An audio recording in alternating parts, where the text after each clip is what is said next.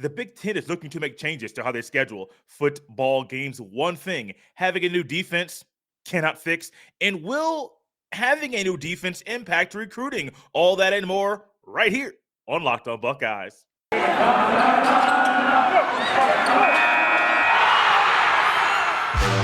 are Locked On Buckeyes, your daily podcast on the Ohio State Buckeyes. Part of the Locked On Podcast Network, your team every day. What is up, Buckeyes fans? Welcome back to another episode of Locked On Buckeyes, part of the Locked On Podcast Network. I'm your host, Jay Stevens, also the host of the Jay Stevens Podcast. It is Thursday, January 27th in the year 2022. And I would like to thank every person out there, yes, even you, for making Locked On Buckeyes your very first listen of every single day. Last offseason, there was a lot of stuff going on, a lot of meetings that were going on behind closed doors that many people did not know about. And one of those meetings was the Big Ten commissioner, the ACC commissioner, and the Pac-12 commissioner. They met and agreed to form an alliance. It's more of a scheduling alliance and more we're on the same page as far as what we're going to be doing with football, basketball, and just our sports in general. We're going to be all on the same page and try to make sure everyone stays afloat and help each other out. Well, one thing that came out of those meetings and that's come out after the fact is that there might be some type of scheduling consistency that we see between the Pac-12, ACC, and the Big Ten. Would it be the same number of conference games? Would it be those teams playing kind of a type of an ACC Pac-12 challenge every single year? Well, both of those things are in play. Well, the Big Ten has made it a move that I did not see coming. Well, I saw one of them possibly coming, but the other one I did not. The Big Ten is really considering eliminating divisions in football, as well as moving to an 8-game conference schedule, and that normal ninth game would be a game that you're playing against another team in the alliance that's not in your conference. I like these moves. I've been positive saying I like these things, but this is something I think is a step in the right direction. Let's look at the divisions in general. What do divisions do? They divide, they help you schedule. But do they help you get the best team in the conference championship, best two teams in the conference championship game? No. And honestly, with that, what does that do? You're not making the most money. You're not getting the most revenue in your conference championship game. Are you getting your best team in the playoff? 9 times out of 10, you're getting your best team in the playoff. But then there are times your best team is not in the playoff. They lose a game, one game in conference, happens to be in their division, don't win their side of the conference, and they're not playing in the conference championship game. Now, what are you going to have? Well, the thought is you're going to play 3 teams every single year. So, for example, Ohio State would probably play, my guess, Michigan State, Michigan, and Penn State every single year. And then the next thing you do, the Big Ten will filter in the other 5 schools to get the 8 conference games. The next game to get the 9th game that they're going to play every year will be either an ACC school or a Pac-12 school. That'll be a rolling scale, and those commissioners and schedule makers, they'll decide who plays who every single year. But I like this because I think personally, divisions are stupid. Not everything is like the SEC where literally it just means more down there. Being completely honest with you, it just means more down there in the SEC. Not every conference is like that, where you're having that tradition and you're having all of those good players collected in one conference divided over 14 teams. Not everything is like that. The Big Ten West is not good. The Big Ten East is loaded with all of the good talent, the good teams, but it's a gauntlet. Once you get through it at the end of the season, we see what happens every single year. It's not fun. So I do think eliminating divisions is a good move. And since we're in the business of making money, hey, what are you going to do now? Get your best 2 teams in your conference championship game. And by doing that, you're going to make more money for yourself, for the schools, for the student athletes. NIL deals will be different as well. I think it's a move in the right direction. Now, when you think about also The eight conference games, I have no problem with that. None whatsoever. Because I think, let's just take it for example, even if they kept the divisions, if you eliminated a Maryland or a Rutgers off of your schedule, or if you're eliminating some crossovers, a Nebraska, a Minnesota off of your schedule. Purdue's better right now, but even there are still times that Purdue is down towards the bottom. If you eliminate some of those schools and you're only playing more of your middle to the top, that's better for you. And everybody knows Ohio State has no business playing half the schools in the Big Ten, or maybe over half of the schools in the Big Ten, just because of the talent that Ohio State has, the culture Ohio State has, the coaching Ohio State has. I mean, everything that Ohio State has is really better than the rest of the Big Ten. So you're going to take away one of those games and make it be a non-conference game? Perfect. I like it. I think that there's a move for more non-conference games. I like that the Big Ten is not going to the ACC or the SEC route, playing one FCS school every single year. I have no problem playing an FCS school. There's a time and a place for it. They need that money to facilitate and to pay for things in their own athletic departments. But I do think the Big Ten is realizing we want to be ahead of the curve. Yeah, we're not the SEC. The SEC is getting Texas and Oklahoma to leave the Big 12 to join them. That still is blowing my mind. But the Big Ten can do some other things that, regardless of adding schools or not, you're still going to be able to help your players get better and be more prepared also for the college football playoff. Having a tougher conference schedule, playing a non-conference team that you probably wouldn't play on a regular basis anyway, it's better for you. It's better for every school involved. I'm here for it. I mean, I like these changes. I think I'm surprised the Big Ten is moving in this direction. I still think the alliance is weird, but eliminating divisions, going to 8 conference games, playing 3 schools every single year, and then rotating 5 of the 5 other games. Let's do it. Needed changes, necessary changes. And I do personally think that the Big Ten is moving in the right direction to compete and to be a conference in the playoff once they're in there again, that people believe, once they're in there again, that people believe the Big Ten, you can't laugh at them. They're here, and they mean business when they're in the college football playoff. You are tuned in to Locked On Buckeyes here on a Tuesday, part of the Locked On Podcast Network, your team every single day. We have been talking all week long about the Ohio State's new defense. Monday just gave some basics, general overview about the defense. Wednesday went into the Leo position, the hybrid linebacker position. What is it? What details do you need to know? What type of player is a player that might fit that role? Who would fit that role as far as players as well? Yesterday talked about the safeties and the differences that are there. But today I want to hit one thing that didn't hit me until we were done with yesterday's show. And I'm like, oh, Jay, you're missing the mark here. Buddy, you're missing the mark. And I had to write some things down and, got my pen here, my paper to my side. I had to start writing some stuff down saying, we're missing the mark. People, well, some, not you, maybe some, might think a new defense, new scheme, all of these changes, a few transfers, Jim Knowles really changing things on the defensive side. That's perfect. What he's doing is great. Bringing in these guys that have coaching experience, bringing in a coach of Tim Walton that is backed by Jalen Ramsey, bringing in all these GAs that he knows and all these quality control coaches. I mean, making this more of an NFL coaching staff. This is fine. We are going to be good. We have the talent on the defensive side of the ball.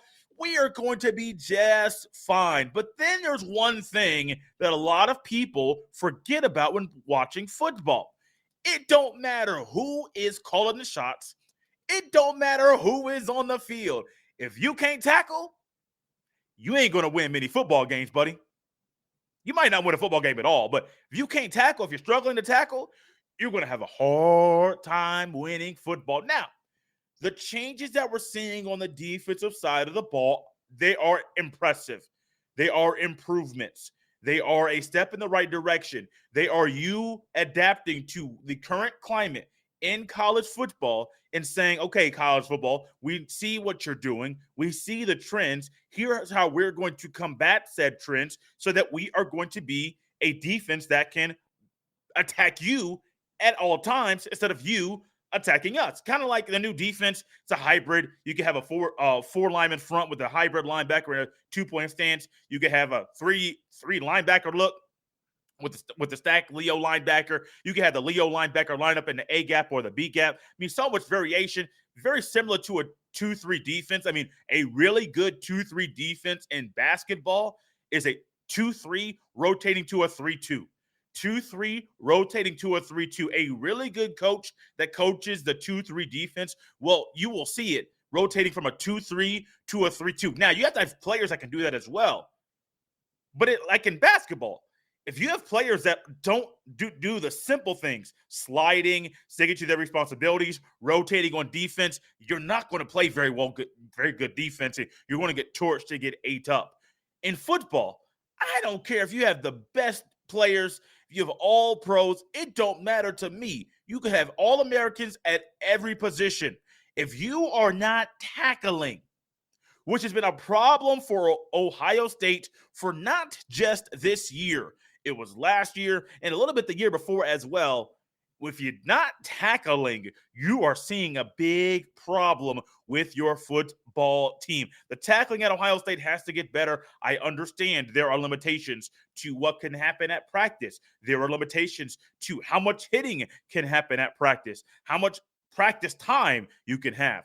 And of course, when you limit practice time, the coach can't spend an hour on tackling. He has to divide things. I don't think any coach is going to spend an hour on tackling. That's just a wide number to say, hey, well, you got to divide things up and break things down in a proper way so that no matter what, you realize we got to make sure we are spending our time wisely.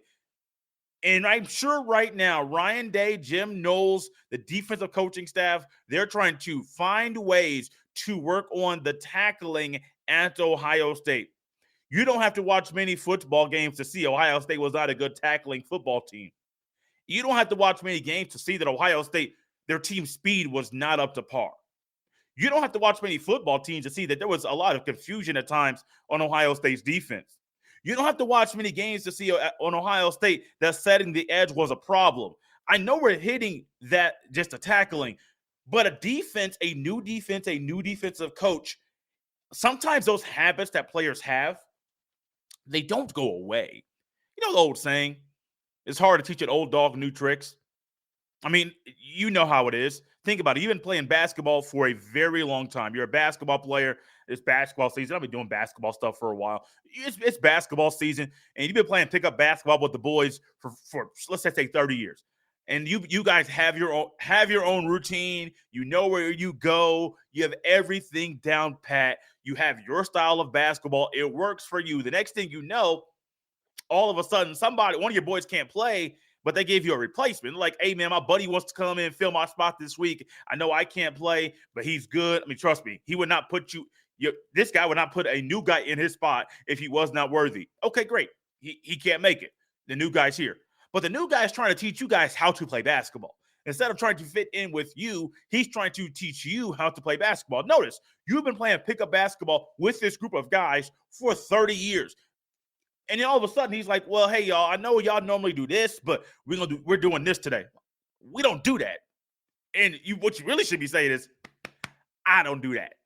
Not because I don't want to. I can't.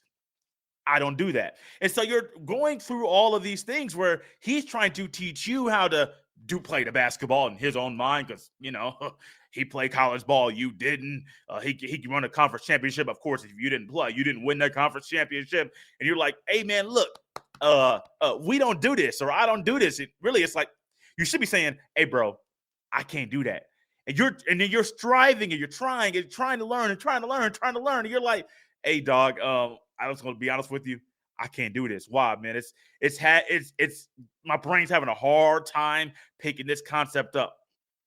But it shouldn't take your brain as a football player a hard time to pick up certain things. Tackling.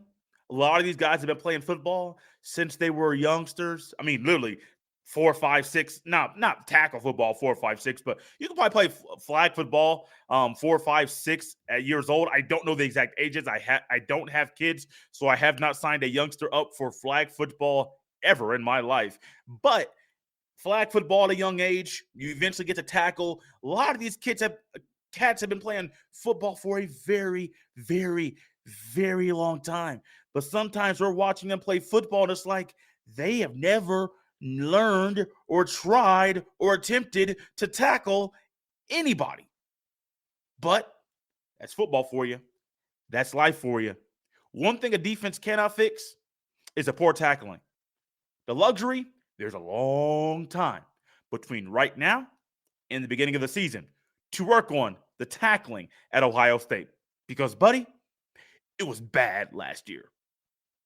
Thank you for listening to Locked On Buckeyes here on a Thursday, part of the Locked On Podcast Network, your team every single day. I want to remind you to make sure you subscribe to the Locked On Buckeyes podcast on the Odyssey app, Apple Podcast, Google Podcast, or wherever you get your fine podcast, as well as on YouTube. Thank you for all the subscriptions. They keep coming in. I want to say thank you, thank you, thank you.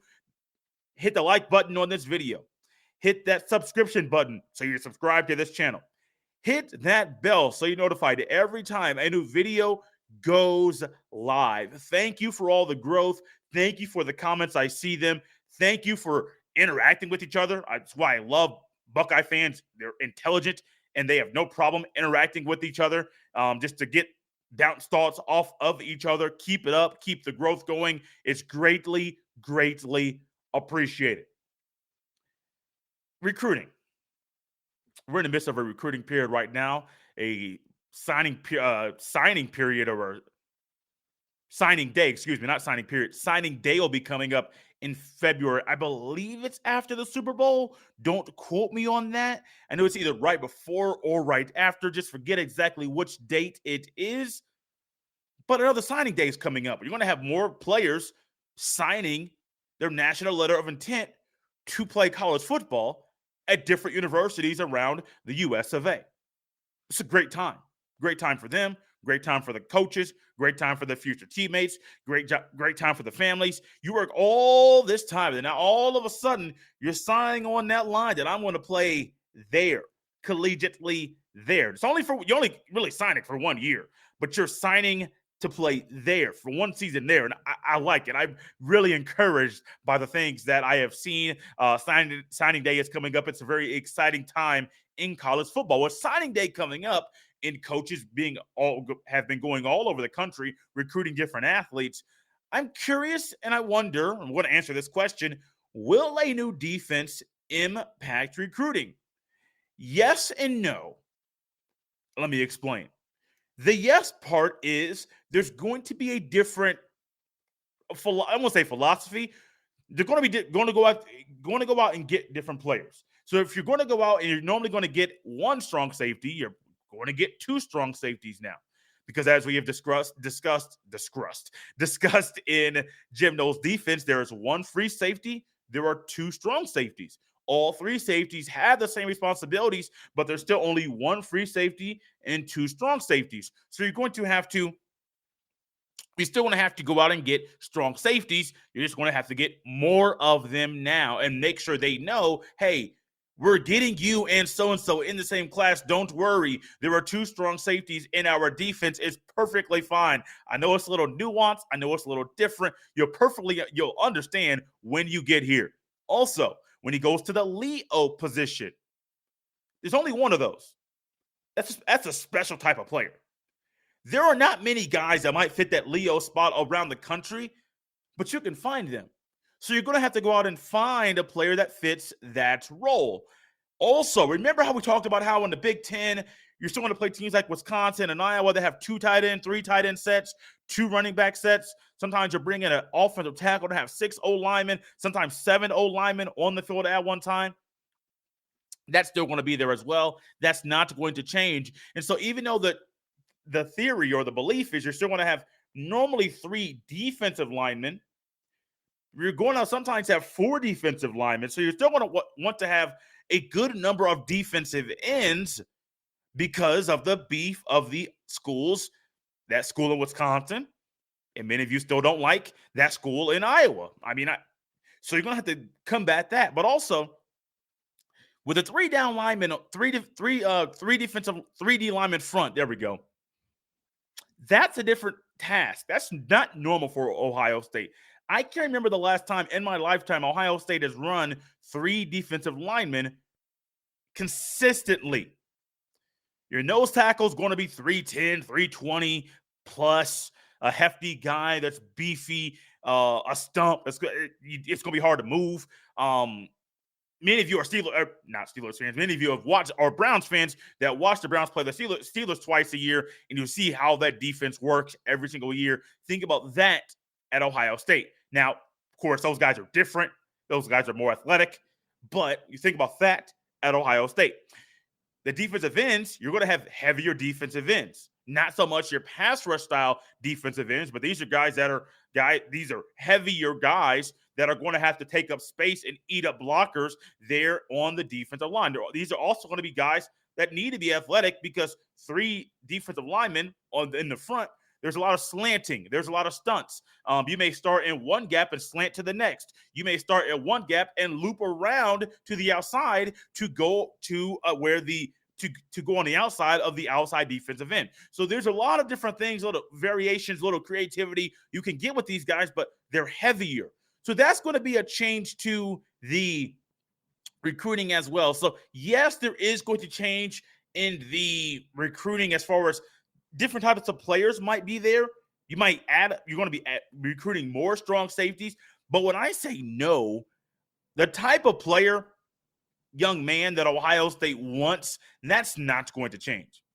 The only thing you might recruit a couple guys that have a couple more guys that have a few screws loose on defense. That's it. A few screws loose. And one of those guys that you look at, and you're like, I know he's not right in the head. I know there's something wrong with him. I don't know what it is, but I know there's something wrong with him. Those types of guys. You need some of those guys on your football team. You need some of those guys that when you look at them, when they're on the football field, you just know they're about to make a mess with what's right in front of them. You just know whoever's in there, whoever's in front of them is going to have a long night. You already know that cat playing linebacker didn't get much sleep. He's been running on adrenaline. That adrenaline will keep him going all game. Probably not the best formula, but sometimes that's when he plays his best ball. It's going to be a long night for the opposition. You know that one guy that uses all of the unfortunate things that have happened in his life to fuel him, and he's had some really unfortunate things happen to him. Yeah, that kind of guy to fuel him, and he's tapped into that one thing he never uses to motivate him tonight. Yeah, some of those guys. You need some guys that have a few screws loose, and you may add a couple guys, 2 or 3 or 4 more guys than that. But other than that, nah, that's it. But yeah, it will impact recruiting, but not drastically. Not drastically at all. Guys, thank you so much for tuning in to this episode of Locked On Buckeyes. Make sure to tune in tonight. Your Ohio State Buckeyes face off with the Minnesota Golden Gophers, 8 p.m. on ESPN. Make sure you check that game out. I'll be tuned in. I hope you are too. You can follow me on Twitter at jsteven07. We'll be back tomorrow, looking to record tomorrow's episode shortly after tonight's game is over. So therefore, tomorrow you should be able to check out the new Friday episode all day long. I am now about to relax for a little bit. Hope you have a great day. It's cold, but make sure you're staying warm and get you some coffee, some tea, something to sip on to make sure you are not falling to these cold temps, because, baby, this ain't fun. This ain't fun at all.